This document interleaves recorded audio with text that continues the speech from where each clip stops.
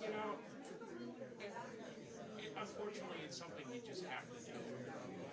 It's easy to walk away from it, but then you'll have a great day.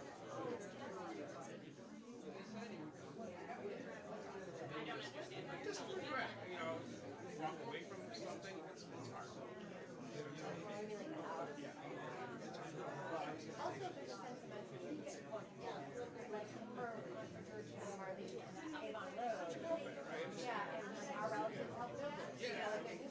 that's right.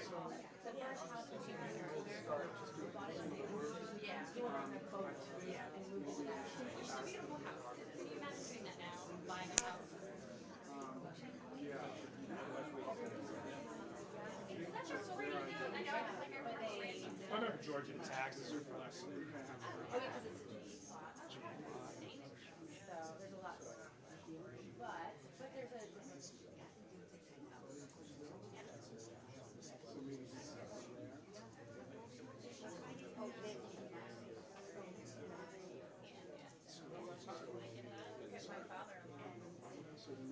Oh. Yeah. His father back before we even knew Max, and it was only the last few years he sold it. Check test 1 2 3 4. Check test camera mic audio 1 2 3 4.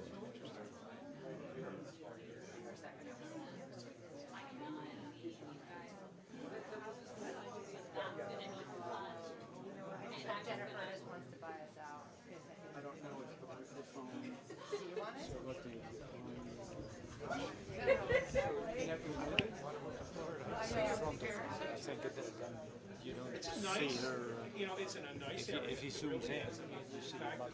Ja, nee, ik ook niet. Maar dan is het misschien beter dat wij zijn een beetje hier. Dan is de camera, als we staat daar, dan zit ze in de... We'll ask him. We ask them to. Oh. And you know, the thing is now, if you go even in their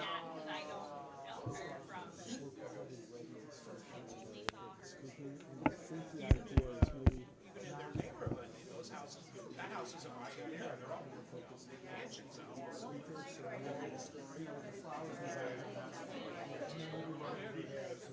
Because I see you're like connected to... Yeah. Well, I mean, I remember your father telling me when they went down there, there was all dirt roads around it.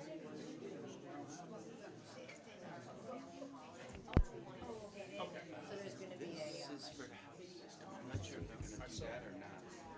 Find out. Sorry. No, that's all right. I'm not going anywhere. I mean, you may, but I'll be away. Comments being made.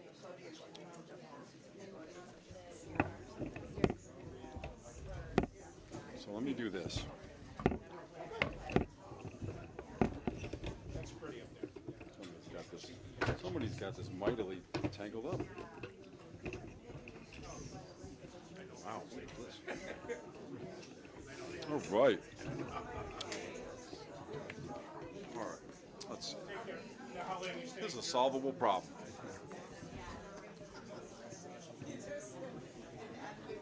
So what we'll do,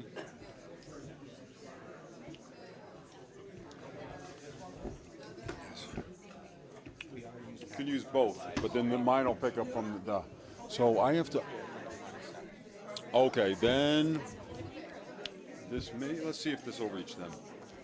It'll be questionable whether or not this is going to reach the wall.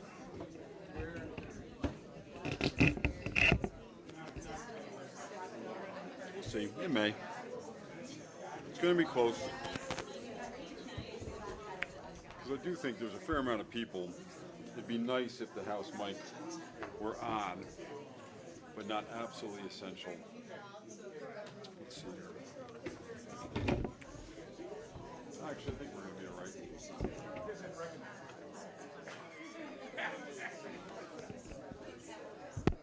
Yeah, we'll be good. Okay.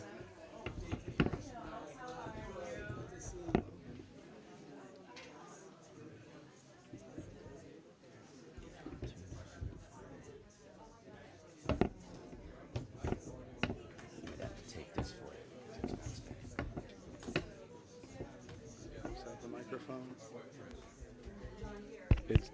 Is this the microphone?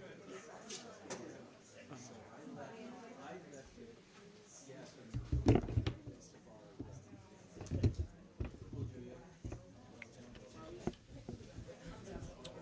we go. Perfect. We got room. Let me just turn it on. Let me just turn it on. So this mic is the big mic, and that's your mic, No. or other way around. Yeah. This okay? That's your mic. Yeah, and that's the mic for the house system. All right. Kind of maybe we'll set it both in that range. Yeah. So I don't know.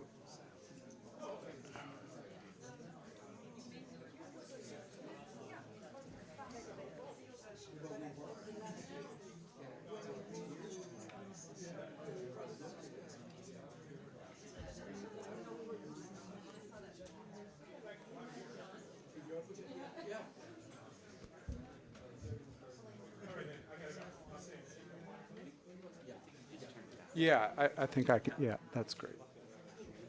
I'll let you get the camera. Yeah, yeah. Great, thank you.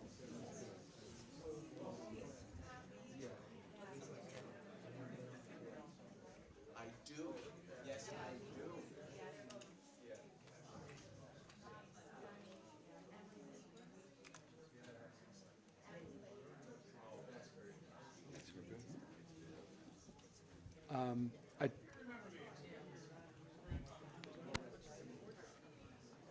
so, kind of a Dutch tradition is for some people if they want to have some words. And I'd just like to first thank everybody for being here. It means a lot.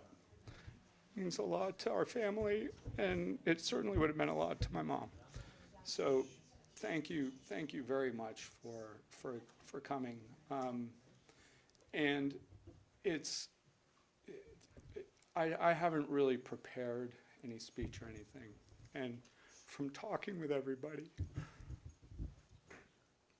one of the things is, you know, my mother came from the Netherlands, and she was really fiercely Dutch. She really was proud of her Dutch heritage and her Dutch culture, but she moved to Schenectady and she became a Schenectadian. And she was also very proud to be from Schenectady. And she liked to kind of combine her various experiences as a Dutch person with her experiences as a Schenectadian. And for her, I think education meant a lot. And she was an educator. She studied at the Sorbonne to teach French. She taught various languages. She taught at Brown School. She was the principal. But she was not only an educator, she liked to learn.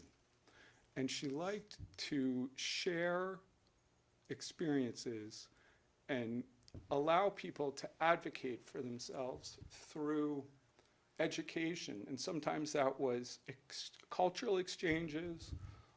Sometimes that was on various boards. As I've been speaking with people here, you know, we were doing her obituary, and the amount of boards that she was involved in were tremendous. And they ranged the whole spectrum. So what mattered to her was kind of a sense of place, a sense of being from Schenectady, a sense of being Dutch, and also respecting other people's sense of place. So she didn't uniquely spend time with people who were just Dutch. There was a cross-cultural, and I look out at the people here, and I think some people probably got snookered into being on a board because they talked with my mom, or maybe they snookered my mom onto a board, you know, because they needed a board member. And she liked to do those things because she genuinely liked to learn, and she liked to share what she learned from other people. So when she was on boards and she was doing things, she really liked to learn and then take that learning and apply it and spread it. And I'm not going to go on of listing all the things she did, except I think one thing that kind of epitomizes all of this is SAC TV.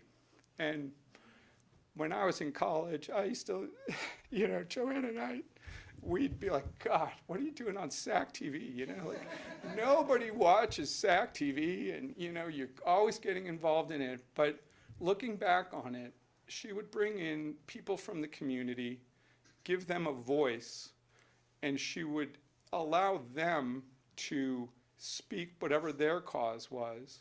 And she genuinely would be interested in learning about their cause, but it wasn't just that she wanted to learn, she also wanted to educate and allow those people to give their message. And so a lot of what she did was amplifying what other people were doing, because she really enjoyed what other people were doing, and she really enjoyed learning and then teaching. So, that's my takeaway, and that's kind of the takeaway that I have with my children and how I grew up. So she had a sense of empathy that she liked to share and to amplify. And so the whole thing with various projects were always about sharing someone's idea, helping them with it, and then promoting it. And I think that's a great attribute, and it's something that's my biggest takeaway. And I guess all I can do is I can thank everybody that's here, and for people that are doing those projects, continue doing those projects, because that's what she wanted people to do. And so whatever those things are that are important to you, that you can think of that, oh, Anneke got me involved in this, or boy, Anneke, that's what she would love to see, is all of those little things that she did that those continue, and people continue with those. And again, I thank everybody for coming. And I thank you very much. And I'll kind of leave the podium to her brother Leo, who I know has some things that he'd like to say as well. And anybody, don't feel obligated to come and speak, but if anybody else would like to say anything briefly, you're more than welcome. That's kind of the Dutch tradition. It's not necessarily the American tradition, but we're abiding by the Dutch part of Anneke as well. So anybody who wants to come up and say whatever they'd like, you're welcome to, but you don't have to feel obligated by any means. Thank you.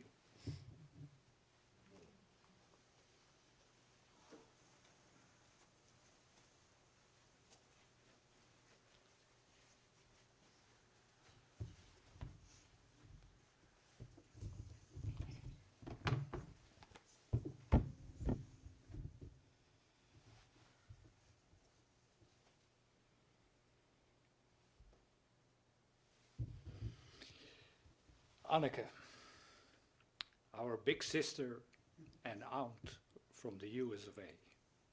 Your whole life you made a great impression on your family. Han, Ank, Annemarie, Kees, Bernice, Floris, Xander, Annelies, Casper, Maria and Helen, and 7 grandnieces and 1 grandnephew. They all participate in this memorial service by live stream, and they were deeply saddened when they heard about your passing. But there is also a smile, because you left us full of memories. As belated child, born 14 years after you, I was partly formed by experiences I gained during my visits to you and George. In Toronto, you showed the world, and me, how a 24-year-old Dutch lady could manipulate Italian men by fluently speaking their language, charm and persistence, and by participating both in the Italian and the international community of Toronto as a genuine La Madre. Already at that time, your generosity and hospitality became well known. Highlight was the opening of the brand new steel mill, Italcider, in 1965, built by George. One anecdote I would like to mention. As a skilled tennis player, you reached with your Italian partner the mixed double finals in the regional championship. You were asked to lose, so the admiral and his Italian partner could win. But knowing Anneke, this was the last thing what came up in her mind. With the result, hit by a tennis ball, but a match won. Many more stories can be told, how she managed to postpone the daily sail out to sea of the Italian Navy in order that the steel workers could reach the factory on time, because the bridge they had to cross would not be open. In 1966, you also made a great impression on the German and international community in Kronberg, near Frankfurt, by again being fluent in German and organizing all kinds of activities and events. The only mistake by choosing Kronberg as a residence was that it was nearby the Netherlands. So the whole family could jump into the car and within 4.5 hours drive visit you very often.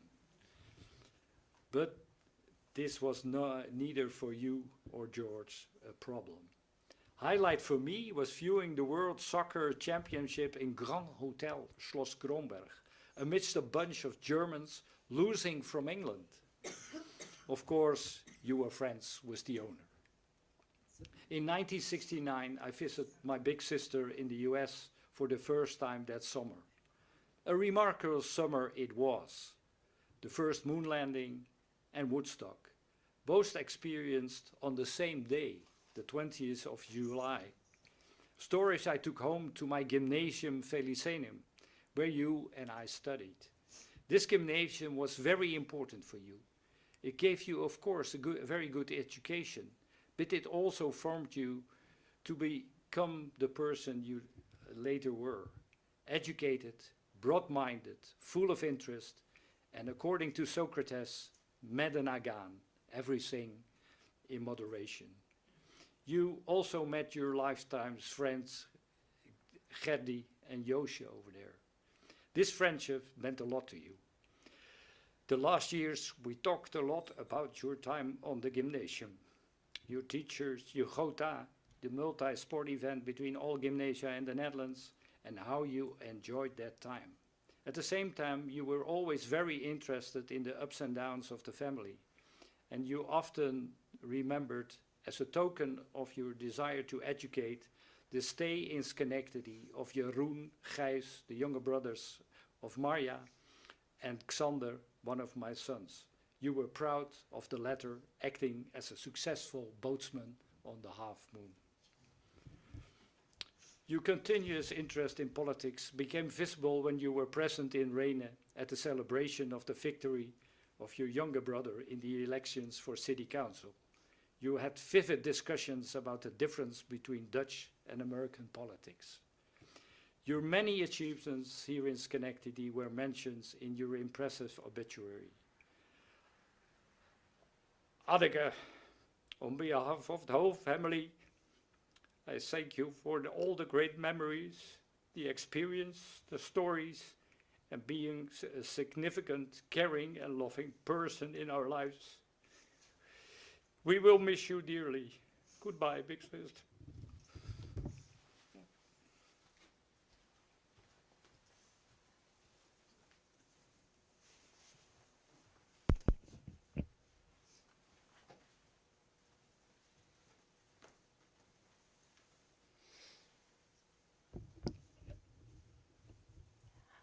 Mom's sister-in-law, Barbara Doyle, and all of the family in Maryland had such an impression on me growing up, and I wish the family could be here today. But Barbie Norris, Anneke, Mom's niece, has prepared something that I'm going to read on their behalf so that they can be here with us, hopefully by extension. So I'm reading this from the first person, written by Barbie Norris, Mom's niece in Maryland, in the Maryland area. Anneke and I first met in 1962 when she became engaged to my Uncle George. That would be my father-in-law. My grandmother and I traveled to the Netherlands to meet Anneke. We instantly loved her. I remember George picking us up at the airport in his two-seater Mercedes. All four of us were stuffed in that little car along with our luggage. Our respective families became fast friends, including the Dutchies, and we traveled back and forth visiting one another. Once George and Anneke moved to the U.S., and Georgie and Marlise were born, we visited between our homes in Maryland and New York often. In fact, they were visiting us in April 1983 when George, Mom's husband, my father-in-law, had his stroke. Anneke never missed a beat. She handled this crisis with calm and composure. For the next 17 years, she cared for George with no complaints. Our admiration for her increased in leaps and bounds as she cared for George while raising two teenagers and volunteering at numerous places. Once George passed away, and my mom, Barbara Doyle, George's sister, moved to a retirement home, and she and Anneke became very close. They spoke on the phone every week, and Anneke would visit twice a year. She also joined our family vacation week at the beach every year, which was lots of fun. Anneke was an important person in my life. She taught me a lot about being patient and dealing with life's bad times as well as the good times with grace and determination. She will be greatly missed, but she will live on through her children, George and Marlise, and her grandchildren, George and Imogen, my children. Thank you.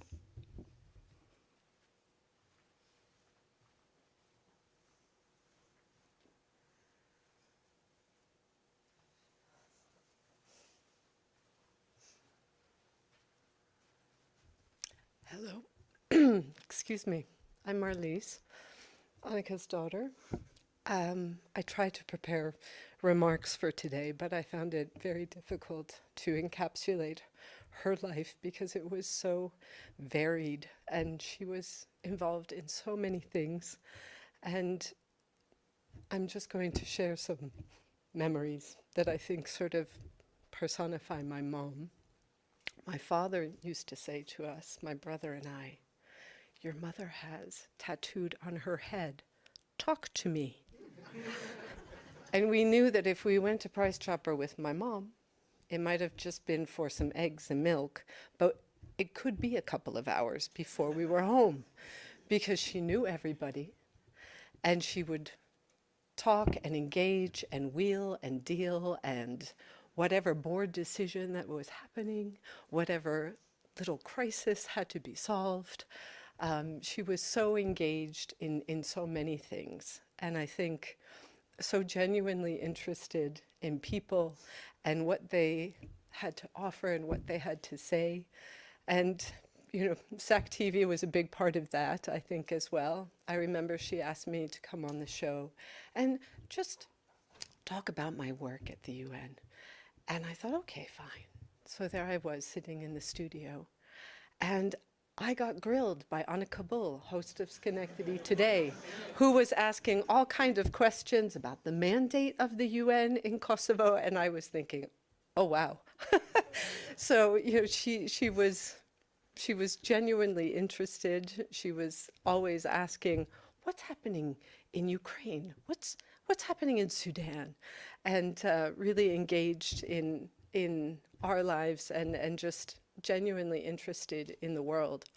And we noted that one of the things that she did, she worked as treasurer function in many different organizations, but she also taught me how to balance a checkbook, how to make up a budget, how to be financially independent and savvy and confident. And I remember in college we would speak on a Sunday afternoon and friends would stop by and say, "Oh, is that your mom? Do you mind? I need to talk to her because she was helping me figure out my credit card debt." So, you know, and then again, lo and behold, just like Price Chopper, that phone call was not a quick hello to mom. It was, 45 minutes of financial counseling. But she really, I think, was involved in so many things. Of course, the Dutch heritage, and we are so very fortunate that we both speak Dutch, that we both had that opportunity to really grow up in both countries. And we did both have a bit of trauma related to being a member of the Horlepiep dancers and being dressed in full Dutch costume. I had a costume from Volendam, I had a costume from Marken, and I remember, I think at a certain point, because Ot, Rick, and my brother were also part of this, so they understand the pain of that, but they all went off to school much earlier than I did. And for quite a while, I was the only Horlepiep dancer, I think. Well, oh, even Johanna got, yeah, okay. So my mother's ability to engage people and pull them into things. But we really had so much. My mom came to Kosovo at one point. I was there and I was working with the minority community, which in that location was a Serbian community, and we were trying to engage them in elections. They weren't so convinced by the UN and our elections. And I remember my mom was super interested because she was working with the Board of Elections in Schenectady. And for once, my mom had just a small suitcase with her. She usually had quite a bit with her. But this time, very efficiently packed, coordinating wardrobe, all in red and black, which were the nationalist colors of Albania. So I was like, oh, Mom, this might be a bit difficult to go into Serbian polling stations.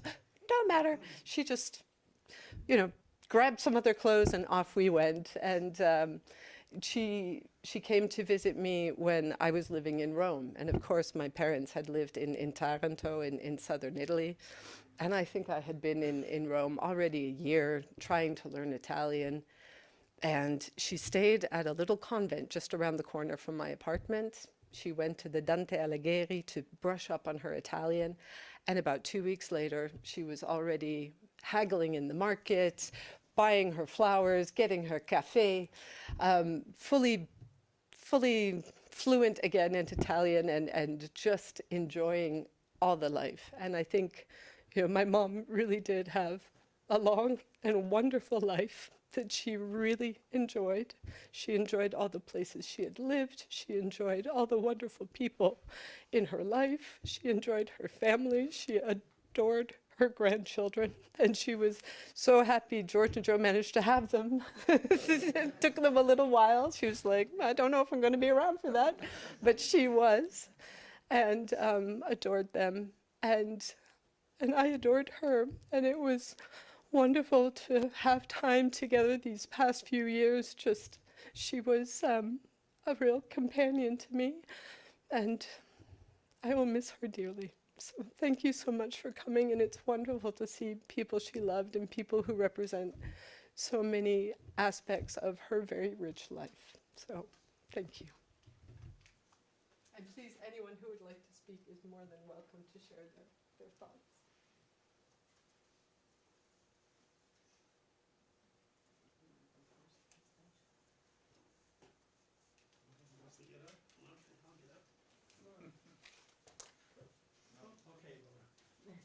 Oh, George. Good afternoon. I'm Laura Lee. I was Laura Lee Linder.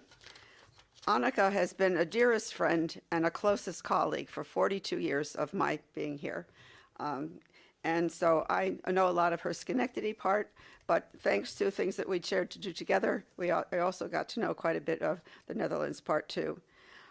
We were together with the New Netherland Institute, the Schenectady County Historical Society, the Schenectady Museum, and the Festival of Nations, where I worked as a curator, among other things, through the Stockade Walkabouts, the Schenectady-Nykirk Council, all 36 years of it we shared in going back and forth from here to Nykirk, the Netherlands, and their kids and children and adults coming here. With the Half Moon, the replica ship, building it, setting it afloat, christening it, being on it, working on it. You heard of her grandson on it. So that was a big joy for us and all of us. And then the Colonial Schenectady Project, all the years. We started that in 1989. It continues today. And the fellow, or George, who will come up and speak in a moment about that. We also began the Urban Cultural Park, which became the Schenectady Heritage Area. And I'm mentioning these things so that if any of you were connected with her that way, please come up and tell more and offer your stories too. She was active in so many community organizations, but we were on the telephone together all the time. Most people didn't realize we were so close and so involved in each other's activities and helping each other so much. Our needs were there through talking about our families, our children, our schools and their education. She was here in Schenectady at the Brown School, and I was out living in West Charlton with the Galway School District and being the municipal historian in Charlton, which is part of Saratoga County. We compared a lot of notes and really assisted each other in just moving forward and helping and doing the things you've heard about already. So I feel like a part of the family, but it's a pleasure. Although the difficult situation, Anneke, but you always pull us together in ways you least expect. So it's nice to meet you all today. And also, we then became involved in other community activities together, such as working with Ellis Hospital, and especially the TV stations and radio and those things. And I will not go on with that, but except to say, my dearest, closest, and whatever, Anneke, thank you so very much. And as with all of us, we will miss you so much. And thank you.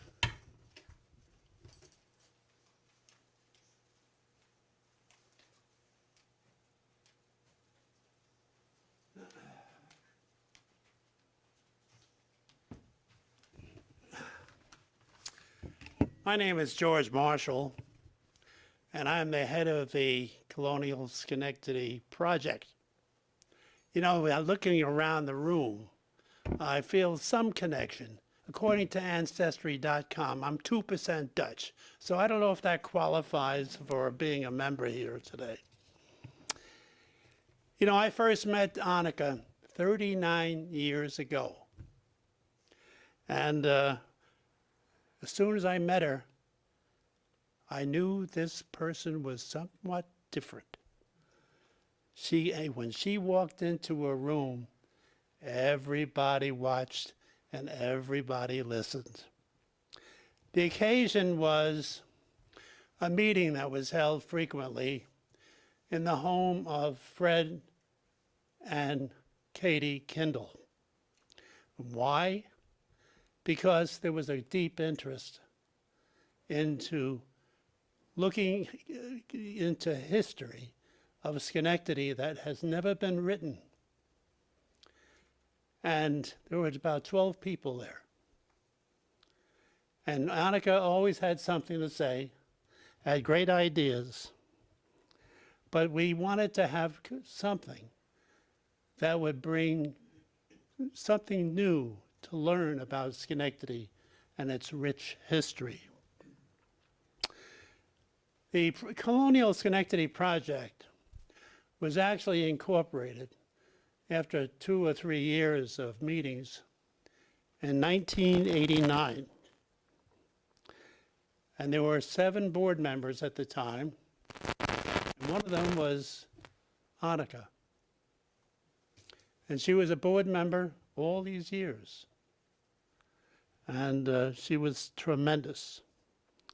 Now, the mission of the Colonial Schenectady Project was very clear, and I want to take the actual quote: to be a major educational resource, promoting Schenectady's rich and unique heritage. And that's been going on for almost 40 years. So to accomplish this effort, though, took a lot of money. Anneke was elected treasurer, not because she was the money person, but because she knew how to raise money. She was very influential, and money was needed if we were going to publish books. In time, Dr. Susan Staffer, some of you may remember her, became the Colonial Schenectady Project's first author and wrote, I won't even go into the long name of the title, but we called it fondly Genesis 1. And it was a document of more than 400 pages. Much of it was information learned from the libraries all around the state, New England, and New York City. The book led to writing a play, with a cast of 15 members, all in costume. And we actually put on plays. The first one was at Dutch Reformed Church at the time. Now it's First Reformed. And then it was in the Schenectady Museum. And also the Stockade Walkabout. It was a very popular event each year.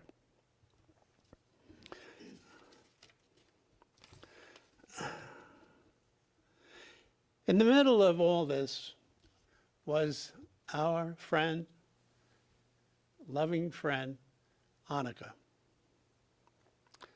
Her fundraising talents helped prepare a sequel to Genesis 2. And that came in 2004. And that was authored by John Gearing. I understand he's here today. Are you here, John? Hey, okay, John, you're going to talk, I'm sure. Making it Amazon's #1 ranking in sales of history books for several weeks. That's an amazing feat. And that book was like 500 pages. It's certainly something, it's not easy reading, but it's certainly informative to those that are interested in Schenectady history. Now, the 2 volumes cover the early period of Schenectady through the early 1800s. Imagine that, almost 1,000 pages, starting in the 1600s, just going up to 1800. Can you imagine what's going to happen 1850 and to today? Again, it was Anneke's tenacity and fundraising that helped bring these volumes to fruition. Now, sadly, the Colonial Schenectady Project and the city of Schenectady has lost one of its finest members. Now, Genesis 3 is on the effort right now, and fortunately, we think it's going to come to fruition by 2027. Can you imagine 3 books on Schenectady, and we still won't reach this millennium? A lot to be written, a lot to be learned. Anneke had a passionate love of so many things. She had her loving husband, George, her family, her teaching career, her birth country, the Netherlands, and her adopted city of Schenectady, along with many organizations she helped along the way. Anneke will always be remembered by so many organizations, so many people. She will be missed.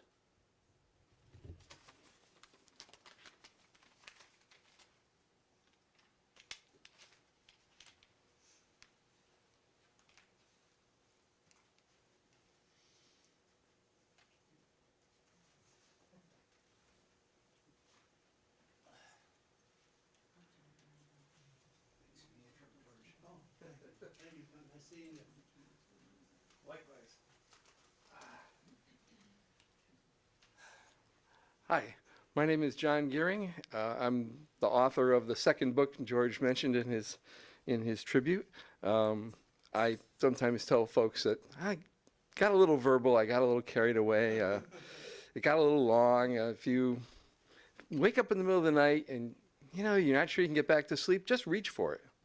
Open it up at random and read some of my words. And I guarantee you'll be out. But let me tell you how I knew Anneke. Anneke, I'm one of the people Anneke roped into something. So Anneke got me into SAC TV. She wasn't the chairman of the board yet. She was just a member, a trustee or a director. But she was very passionate about the whole concept behind cable access TV, that the people should have an opportunity to get on the airwaves. That was democracy. And we fought some good fights trying to preserve that with some of our own board members who didn't see it that way and wanted to control what went out rather than let people exercise their creativity.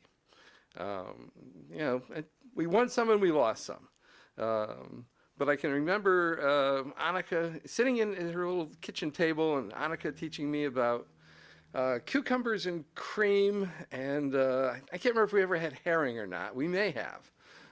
But at one point she gave me one of those stoneware bottles with, it's a spirituous liquor. I'm not sure if it's Geneva or not. It may well be. And she gave it to me and she said, "People keep giving this to me. I keep getting these from people as gifts. I don't drink this. Please take it. Take it, drink it in good health." And I still have that bottle, and I do, actually I use it in a program I do for the Historical Society on historical cocktails. So Anneke, thank you. That has come in very handy. Yeah, and then the Colonial Schenectady Project. I would see Anneke and George and Laura Lee and everybody practically every month when we'd have a meeting to get together and talk about progress.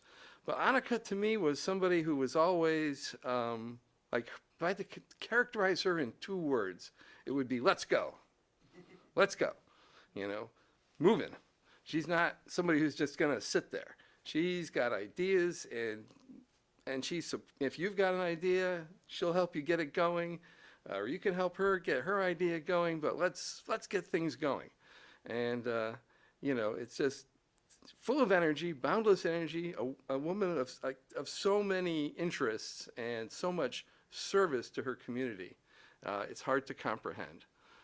But yeah, that was Anneke. Now about a little over 10 years ago, I had a very severe heart attack and I was not expected to live.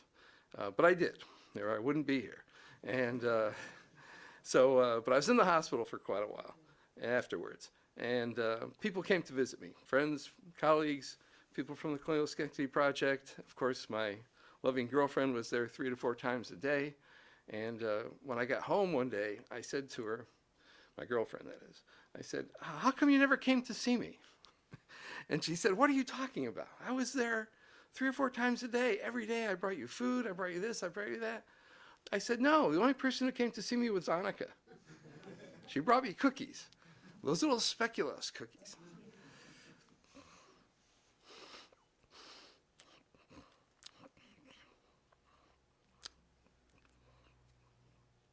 That's how much of an impression, she made on me.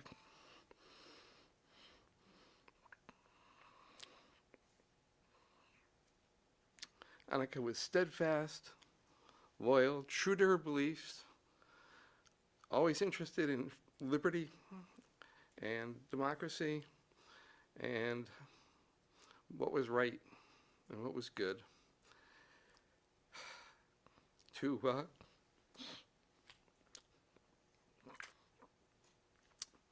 quote a wise elderly man, Gandalf the Grey, he once said on the page, "All we have to do is decide what to do with the time we are given." Well, Anneke made fabulous choices. And, excuse me, we're all the better for them. And so is our community, and in many ways, the world. Thank you.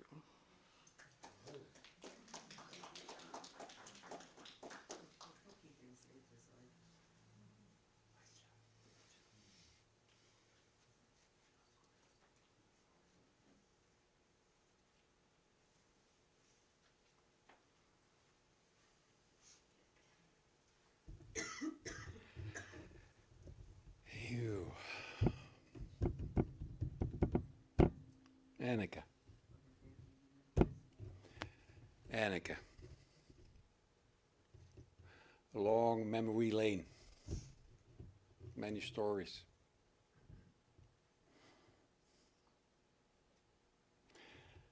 History brought me here in '94, coming out of nowhere.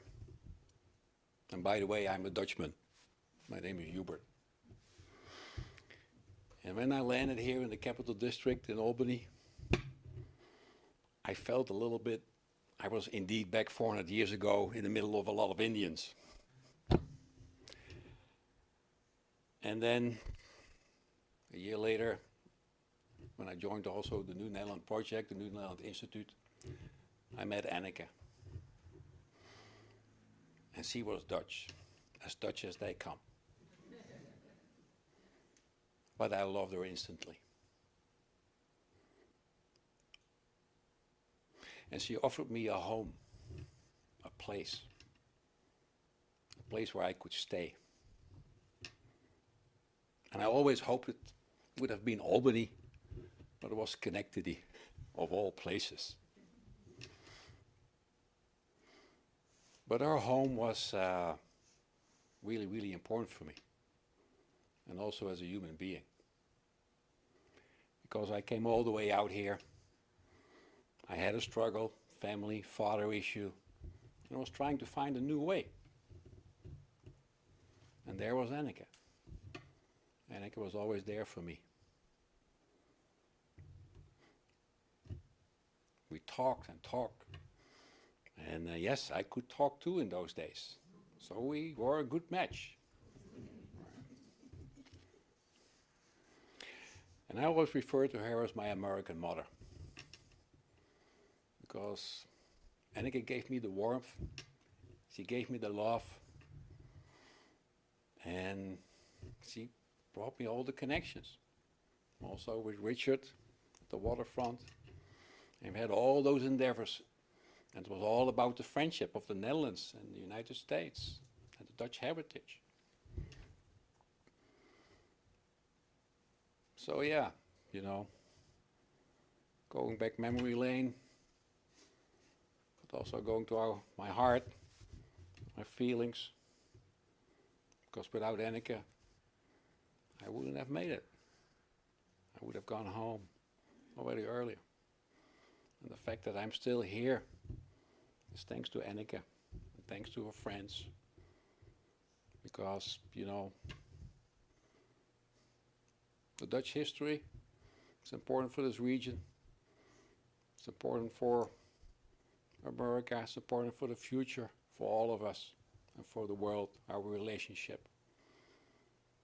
And yeah, we both found each other in that. And Anneke, she was about righteousness. And she stood up. And that's also what I learned from her, to stood up for what you believed in. So, yeah, you know,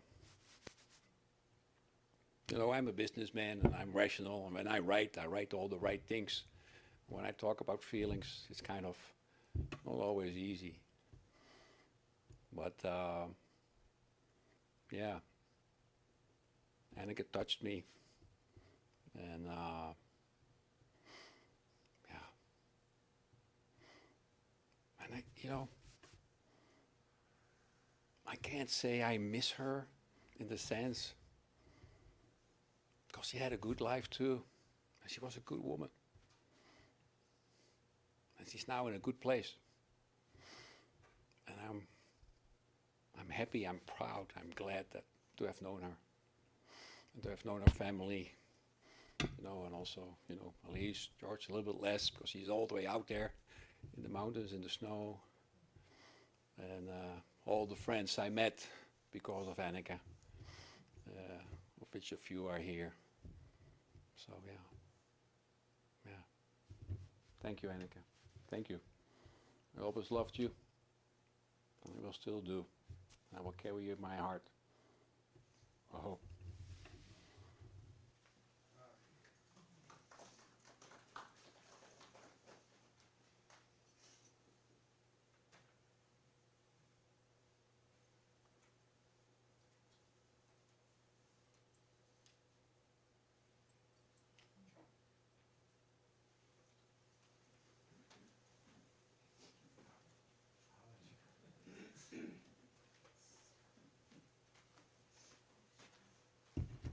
Oh, here comes my sister, too. Rick Waldring, Adriana Donnelly.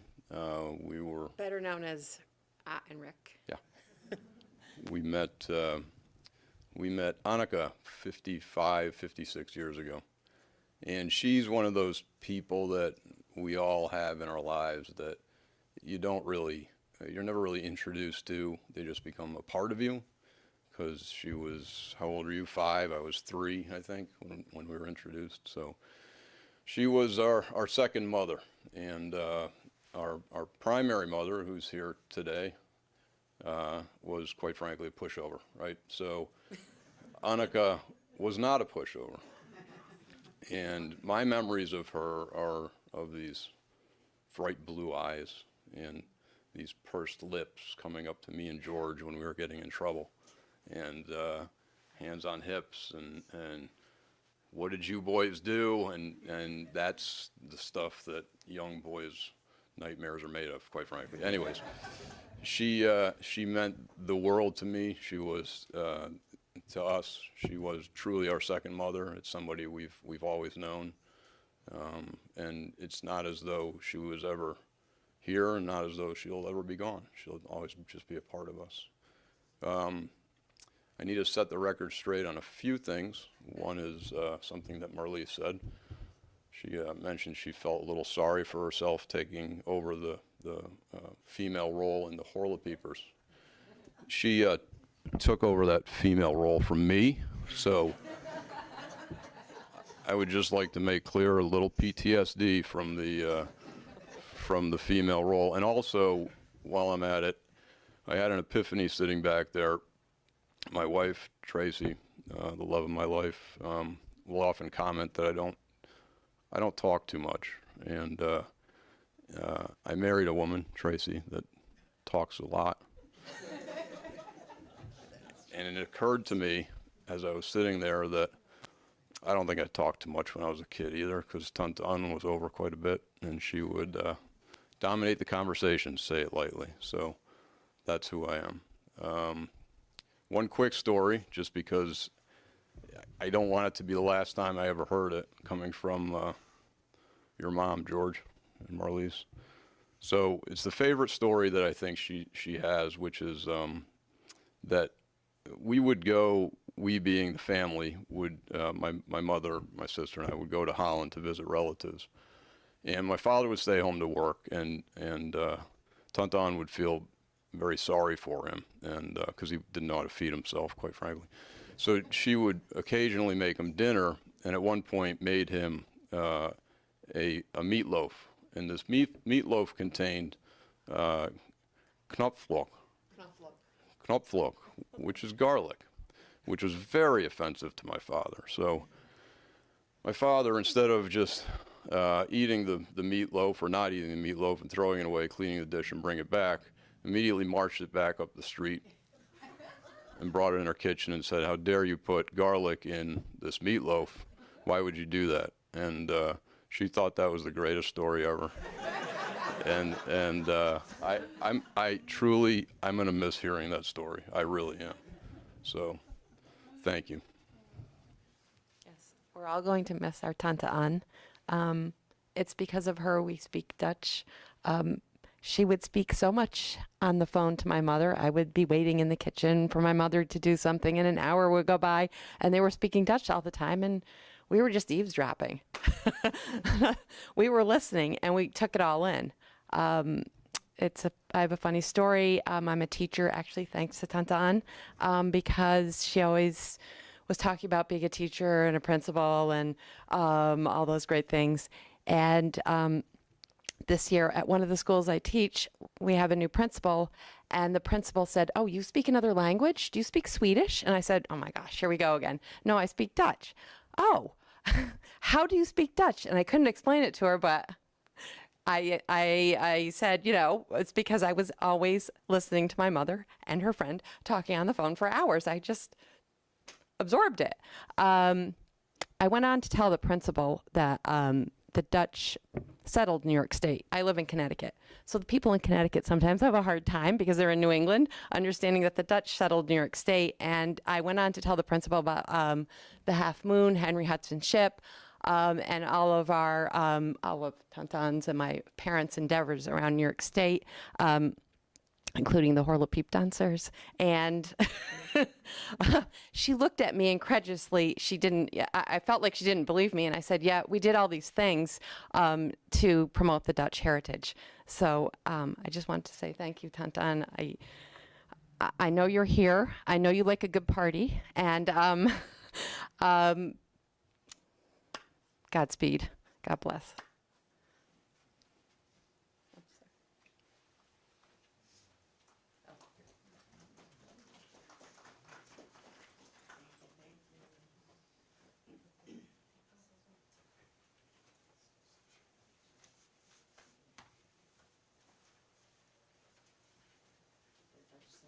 I am Ramona, and I was privileged enough to be part of this big, crazy Dutch crowd. I came to be knowing Anneke through Johanna, which is their best friend, Ott and Rick's other mother, and it's a big story. I'm 100% Italian, and I got rigged into being a helpmate to a Dutch woman, Johanna, and where I learned all things Dutch, whether I liked it or not. And I didn't at times, because didn't know anything about being Dutch. And then one day, we're having tea. We are. Okay, what do we do for that? Well, we get these, you get this, and you'll be schooled. It's only Johanna and I in the kitchen. Here comes a woman, and it's Anneke. Does she know Dutch? No. Oh, she will. And I did. And I lovingly fell madly in love with Anneke and Johanna and their stories. And I know the garlic story, and it's hysterical. And I know what a modderklapper is. I hope I said it right. And it's this thing that you beat rugs with. And I don't know if I said it right, but also it's what you beat your children with, apparently. But shh, we don't talk about that. So I'm standing here as knowing them in the later part of life, and after all these beautiful stories, and knowing that even in the end, the adventures continued. There was always a story, there was always a drink and not soda. There was always tea, there was always cookies and this awesome bread, and there was love. And then I got to take care of Anneke, and she actually took care of me because I played along. I let her be whatever she needed to be on that day. If she needed me to be a Immaculata, and Immaculata was the woman who took such good care of them in Toronto. And I cooked for them, and I hoped, and I prayed that my cooking was love, like she remembered from her Immaculata in Italy. And never, ever, ever, ever was I bored with them, with her. And I know they were never bored with me, because we meshed. What do you get when you get two beautiful Dutch women together with an Italian woman? You get so many beautiful stories. And I'm so fortunate that I know Marlise and Johanna and Rick and Adriana and this beautiful lady. And I miss the times that we've all shared. And she is everything you all said she was and is. And she's Dutch, and whether I liked it or not, I became a Dutch girl.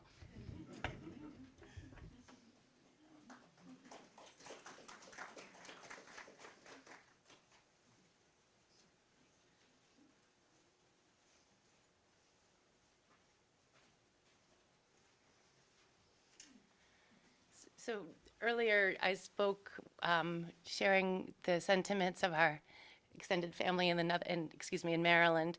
I wanted to just also say a moment from my own self. Obviously, I'm George's husband and Annike's daughter-in-law. But at first, I was Marlise's friend. So at 13 years old, sitting around the kitchen table, that's where Mom became my mother. So since that age, that's how long I've been part of this family. And so every lesson learned as a child, George and Marlise learned, I learned. And all of the love that all of you have expressed tonight, this afternoon, is what I've experienced as well through my whole life. And I think about all of the sentiments around travel and the joy of living. I am so grateful that through that, Mom took Marlise and George and me to Germany, where we learned where she lived, and she shared together where she lived, where I think you were conceived, I think. Yeah, so like there were lots of stories. And then also we went to China together. So Mom took Marlise, George, and myself to China, and we traveled. We walked the Great Wall of China, took hilariously silly photos on the Great Wall of China, and my children have traveled the world thanks to the inspiration and the love of learning and cultural experience and getting out of your environment to just experience life through their grandmother. And I'm so grateful that that will continue, and it's continued in our lives, and will do, and will continue to do so. So. And I was just going to say, I think everybody's had a chance to speak, and I just want to thank everybody for coming, and thank everybody for being cogs in the wheel of life that we're all part of. You know, my mother was one of those cogs, and she always wanted everybody to keep turning and do things and do, you know, positive things. And you know, I just think that it's really nice that everybody showed up, and you know, we're all part of this whole bigger thing in life. And my mother, she definitely wanted to just keep that moving, and now it's us to keep it moving, and to bring it to our children, to bring it to our community. She was always reaching out to the community, and I just, you know, I encourage everybody else, you know, to keep that spirit going, because that's part of who she was, and that's what she wants to see. I think, you know, just do it or go at it. Whoever gave the two. Let's go. Let's go. That's what she still wants to do, and that's what she wants everybody to do. And I would really thank everybody for coming, and sharing memories, and for being part of her life. And I think. Marlise? Are you good? I think we're... The original 1127. So, yeah. Yeah. We all thank you very much. Are we good? Yeah. Okay. Okay, thank you.